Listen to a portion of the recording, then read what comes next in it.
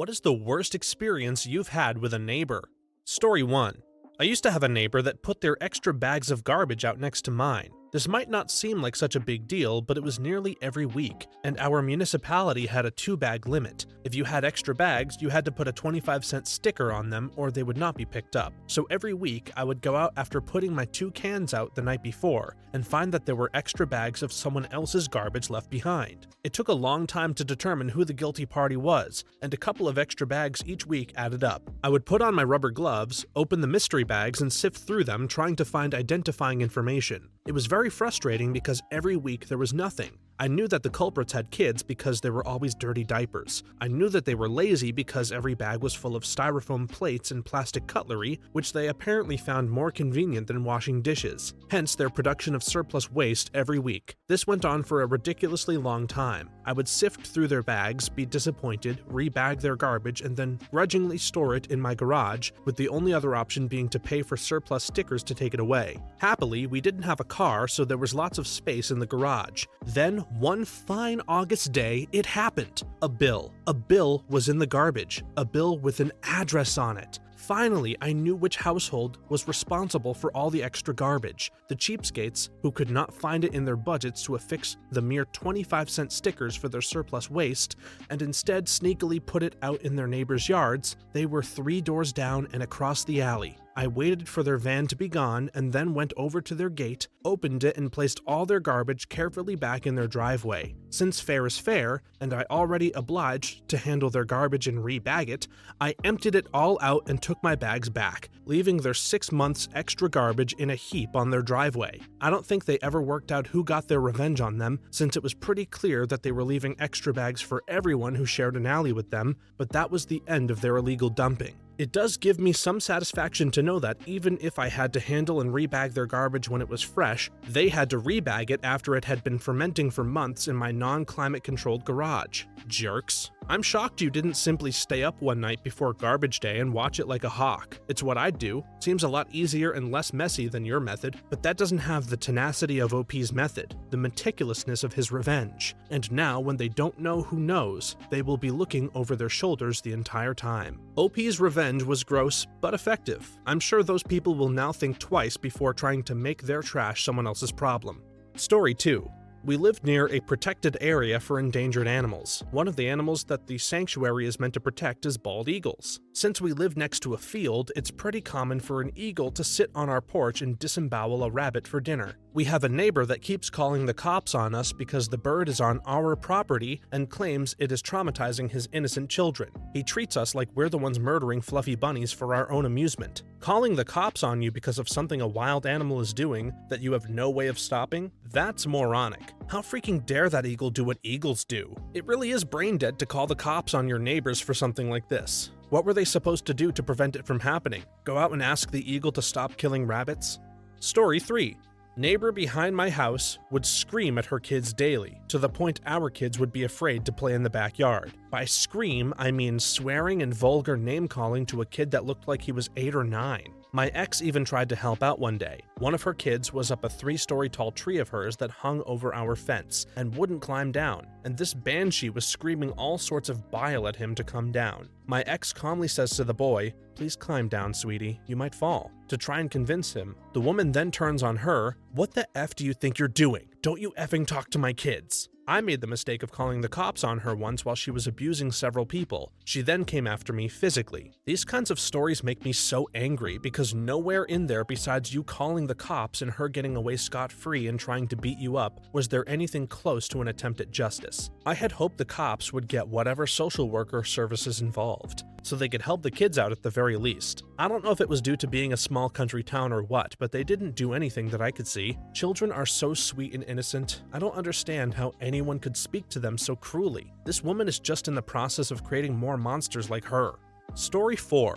I lived in a house that had been split into 2 apartments. Next door was a crackhead. Normally, the crackhead kept to herself and didn't bother me except to bum a cigarette or 2 every few days. One day, she needed a smoke, but I was down to my last pack and payday wasn't for another 3 days, so I said no. She must have really needed a smoke because it was like a rage switch had been turned on in her head. I turned around and went back into my apartment to get away from her screaming at me, and she went back into her apartment and started pounding on the walls. Turns out that she grabbed a hammer and was smashing her way through the walls to my apartment. I called my boyfriend, who was basically a decent dude, and he rushed home and calmed her down. The hole in the wall was basketball-sized by the time she was stopped. Luckily for me, they were already being evicted, so I didn't have to worry about her anymore. That lady must have been pretty weak. Sheetrock doesn't stand up to hammers very well. Yeah, she was really skinny and sickly. I was surprised she got as far as she did without breaking her spindly little arms. Opie's neighbor turned into Jack Torrance from The Shining over a cigarette.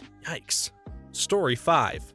I have actually been the terrible neighbor. It's something I actually still feel a little bad about. Basically, where we lived, we would get a lot of snails when it rained. I mean, buckets full of them. It was a ritual of my mother's to go out and collect them all and dispose of them humanely with a brick. Being a 6-year-old, I absolutely loved snails and would feel really bad for the little guys and would go out and grab as many as I could in order to save them. Of course, it made sense for me to simply throw them over the fence into my neighbor's yard, where they could live happily. It was only much later that I overheard a conversation between my neighbor and my mother where she was saying all her roses had been almost destroyed by snails. The even worse part was, apparently the roses belonged to her husband who had passed away, so they held a lot of sentimental value. After that, the snails got released to the house behind us, who my mom didn't like, so no one was none the wiser. Sorry, lady neighbor. I hope your roses grew back okay. You were 6 with no idea that what you were doing was wrong, and in fact, thought you were doing right. Don't let it bother you too much. Yeah, I agree. The lady was actually very nice, and I'm sure she would have thought it a funny story if she ever found out. Story 6.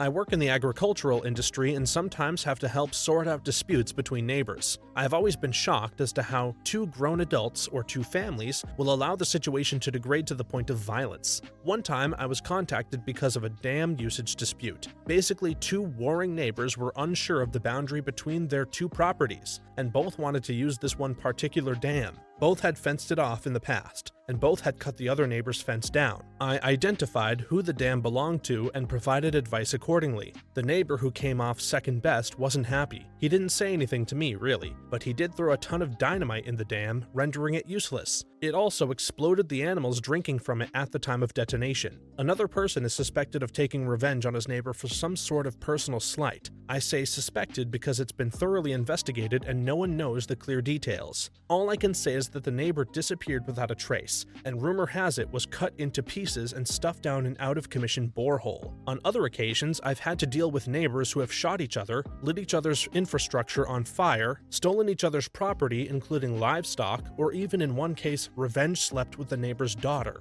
It keeps life interesting. It's funny because I'm not shocked at all that the situation degrades into violence. Every single one of these stories is full of seemingly small misgivings that built up. So what are you supposed to do? And don't expect people to just live with the noisy neighbors. You don't have evidence for any real crime, so cops are out. Your apartment complex or neighborhood association has little authority, so they're no help, and your neighbor is an animal. That's why it's an issue in the first place. I can see how sane people can be driven to seem crazy. Heck, my neighbors are in the process of pushing me off the ledge right now. Mow that lawn louder. It's only 9 a.m. I definitely get what you mean. Stuff just escalates sometimes over petty crap. It's just weird when you come in at the end and have to figure out what the heck happened and why. Regardless of how, the situation escalated to this point. Using explosives was crossing the line.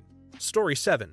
I lived down the street from a drug dealer. My house was constantly being robbed by his customers. I forgot to lock my car and they stole my GPS and all my loose change. I didn't lock my shed and they took my lawnmower and gas. I assumed they filled their car up, but on the bright side, they returned the can to my shed after using it. If it wasn't locked up, they would steal it, which is why I don't have a bike anymore. Superstorm Sandy flooded my house with 2 feet of water. My front door wouldn't close because it had swelled from being immersed in water. My neighbors cleaned my house out. They took everything I own. They even went through my attic. They ripped my pipes out of the walls. They stole my oven, my sink, my furnace, my water heater, my refrigerator, my pavers, my car, my boat, my sports autograph collection with signatures from Willie Mays and Mickey Mantle, and my guns. But as expected, they never even touched my book collection. Back to what they took: my guitars, my video games, my TV, my sleeping bag, my computer, and my coin collection. Wow, that sucks. Out of curiosity, did you have insurance? If so, does it cover memorabilia such as coins and baseball cards? I had hurricane insurance, but Superstorm Sandy was classified as a tropical storm because the average wind velocity was a few miles per hour less than that of a Category 1 hurricane. So everything lost in the storm was just a loss. The police officer who filled out the report only wrote, "Everything was stolen." That gave me less than desirable evidence in fighting the insurance company who gave me a lowball offer of $2,000. That's really lowball. That's a 90-year-old naked man lowball. I eventually settled, and a church group heard my story and helped rebuild my house even though I'm an atheist. Last I heard, the drug dealer has Hep C, AIDS, and was living in a hotel. He got away with it, but his life was a lot sadder. Story 8. About 10 years ago, when we first moved into our current house, we gave our neighbors a set of keys in case of emergencies, or if there was something we needed while away on vacation. We frequently went out of town, and my dad would go on short weekend business trips, on which my mom and I would accompany him. Every time we came back, there was always subtle changes in the house, but too small to really question. Things like missing condiments, not as much toilet paper on the roll, mats or rugs seemed straighter and cleaner than when we left, etc. About 2 months later, our family came home from our trip a day and a half earlier. We pull up to our house, and first of all see a bunch of cars in our driveways, hear the pool and jacuzzi pumps running, and see the lights on. We go inside only to find our neighbors throwing a dinner party of some sort with a giant mess in the kitchen. Every plate, glass, and piece of silverware we owned was scattered about the house. Wine and liquor bottles lined the counter. A slew of people were in our pool and jacuzzi, and worst of all, one of our boats was missing from the dock and lifts, and the other one was filled with people leaving our harbor.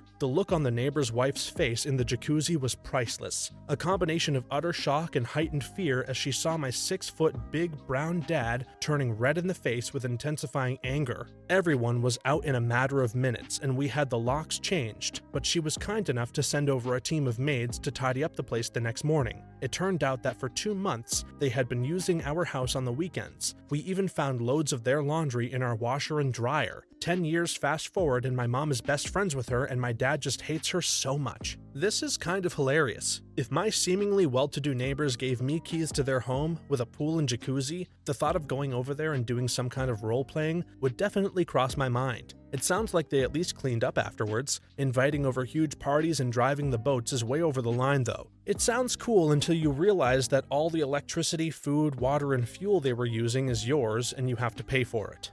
Story 9.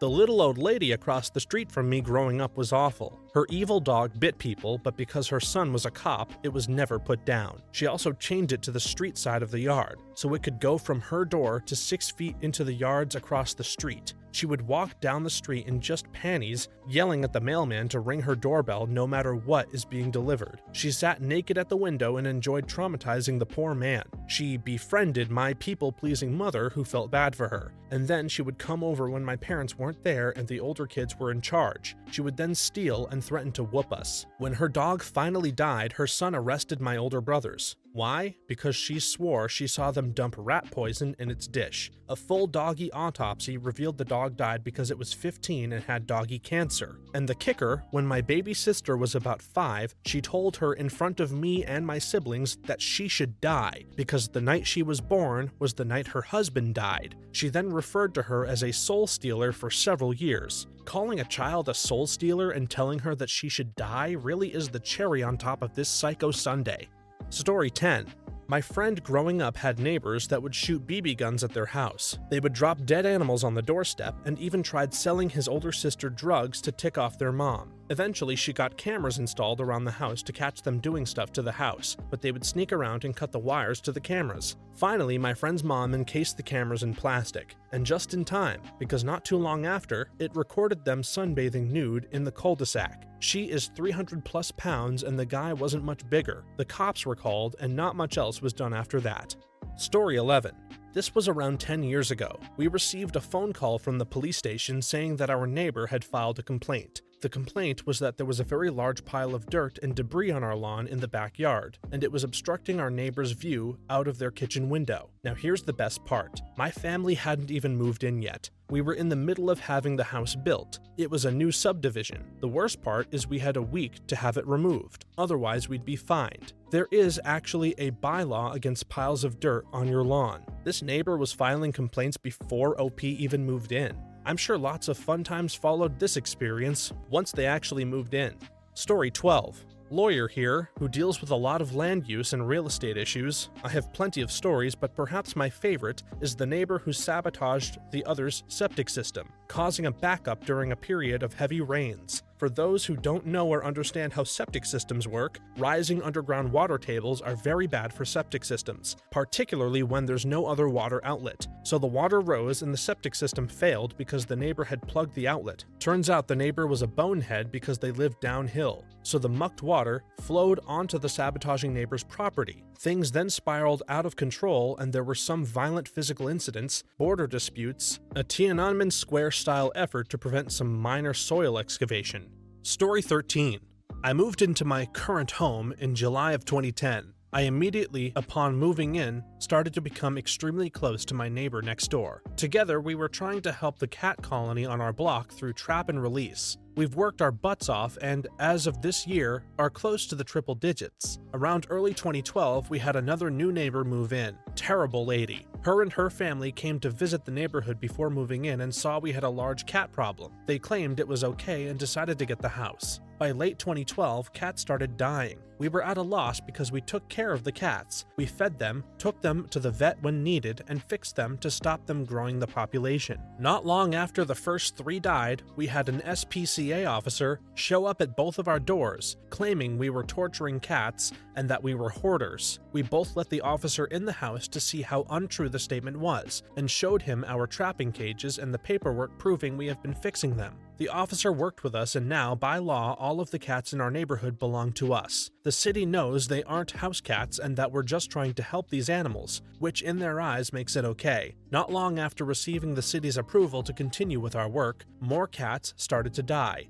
It started with black cats and then suddenly moved on to cats we cared about the most, the cats who would come into our house and relax for an hour before heading back out. One cat in particular, 3 houses on our block had been taken care of since he was born. He would come into the house, eat, sleep, and leave. He was the sweetest darn cat I've ever had the pleasure of knowing, and he just showed up dead on my neighbor's front doorstep. The same house he was born in front of, the very house who took him in for long periods of time. They had to find him lifeless. After this, they started to let their large dog, who they starve and chain to the front all day, run free on the streets when he sees a cat. They released him in front of us so that he could go after one of my house cats, and he would have gotten to him had I not tackled him. They complained, claiming he was just playing, and threatened us to bring their dog back. They've told us to our faces that we need to get rid of these cats or she would. Now it's a battle, a full-on war, protecting our cats and trying to get enough evidence to get her dog taken away so he at least has a shot at a better life. We've installed cameras on our block with the help and permission of the other neighbors, minus the psycho. We're a tight-knit, loving community. The cops won't listen until we prove it. Well, we're working on doing just that. She'll pay for what she's done. I had a similar problem a few years ago. A woman that had lived halfway down the block was complaining that cats were chasing the birds away from the feeders in her yard. She said she was going to get rid of whatever cats she caught in her yard. Within a few days, every orange tabby went missing. One of mine, her neighbor, and another household's. We never could prove she killed them, but we know what that evil woman did. Thankfully, we moved and don't have to deal with that crap anymore. Hurting an innocent animal is one of the most wicked things you can do. And for what? Because the cats were annoying? I hope OP found some justice. Story 14. When I was 15, my family's house burned to the ground. Our awful neighbors sat in lawn chairs pointing and laughing as we watched our whole lives burn down. I'll never ever, as long as I live, forget the smug smirk on the dad's face as he saw me and my little brothers crying over the loss of everything we knew.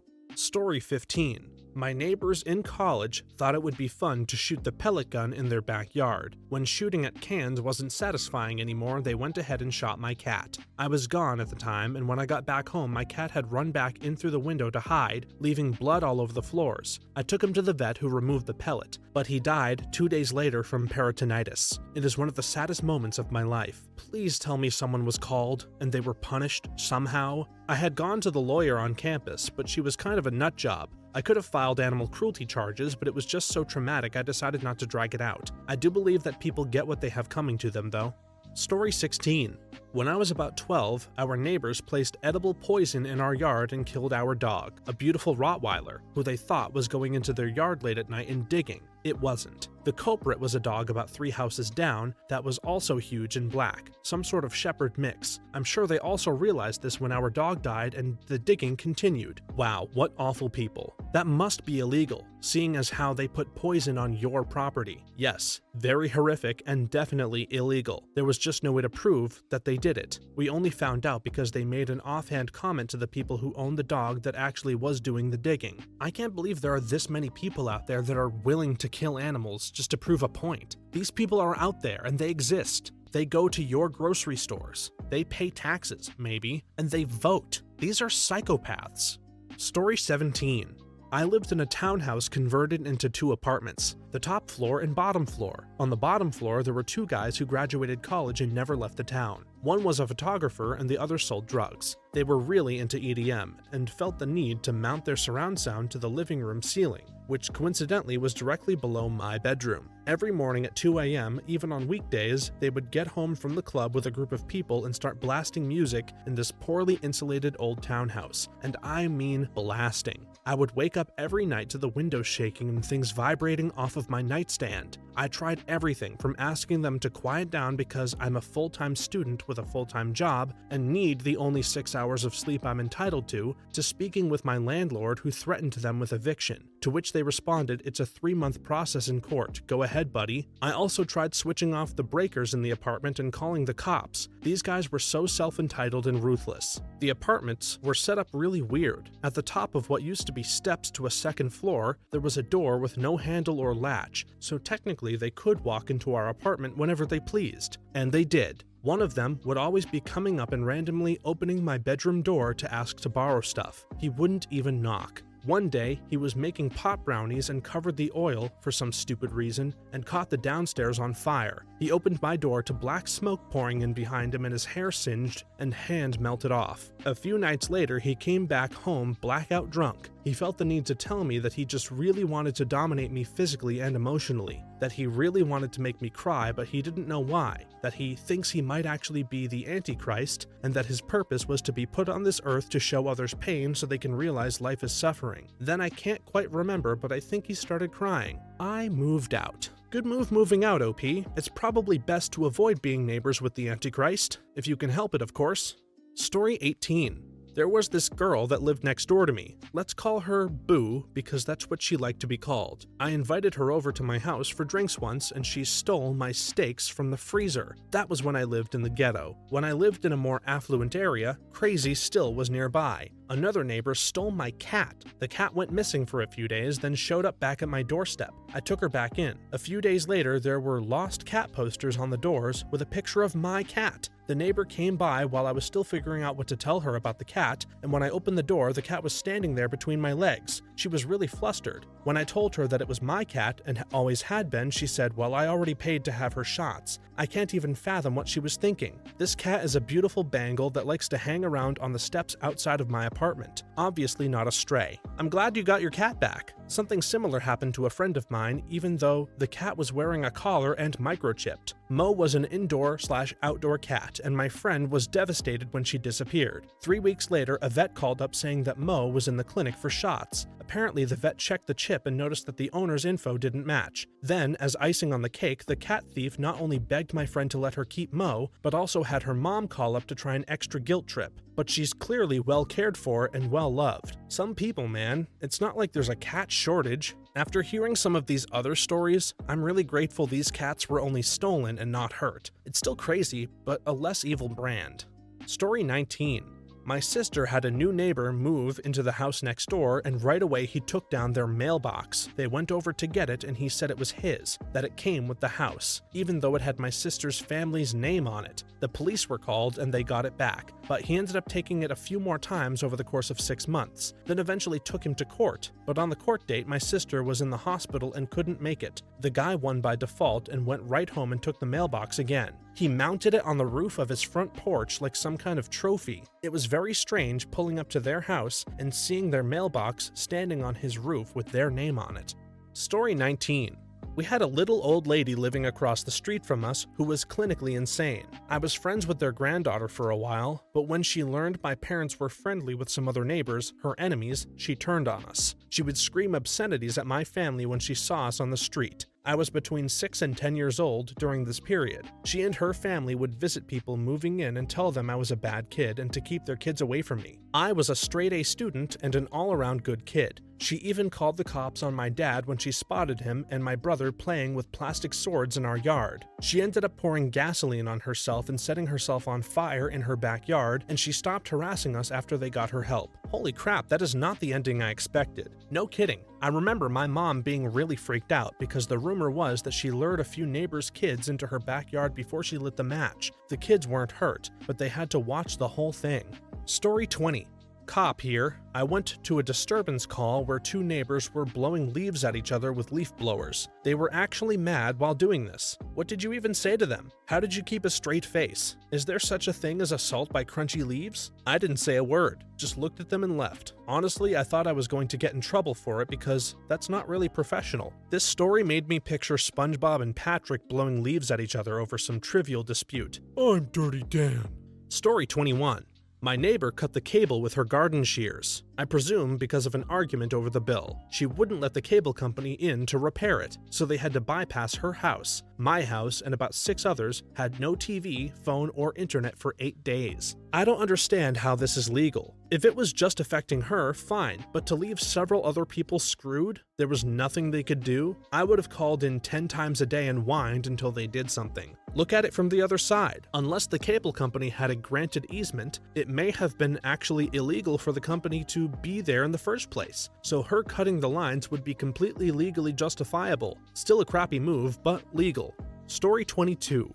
Our neighbor has a really yappy dog named Jimmy who drives us nuts. When the neighbor asked us to cut down a little tree in our yard that was casting a shadow on her garden, my husband resolved that he would cut it down only when Jimmy shut up. That is, never. A couple weeks later, we found the tree cut down. The maniac must have snuck into the yard at night and cut it down. I can't stand that lady. Is this even legal? I feel like there are a lot of crimes being committed to achieve this task. Maybe you can get some justice. We don't have any proof that she did it, apart from the fact that she asked us to cut it down earlier. I doubt that would hold up. Trees have monetary value, so you can usually sue for things like this. I've seen it done.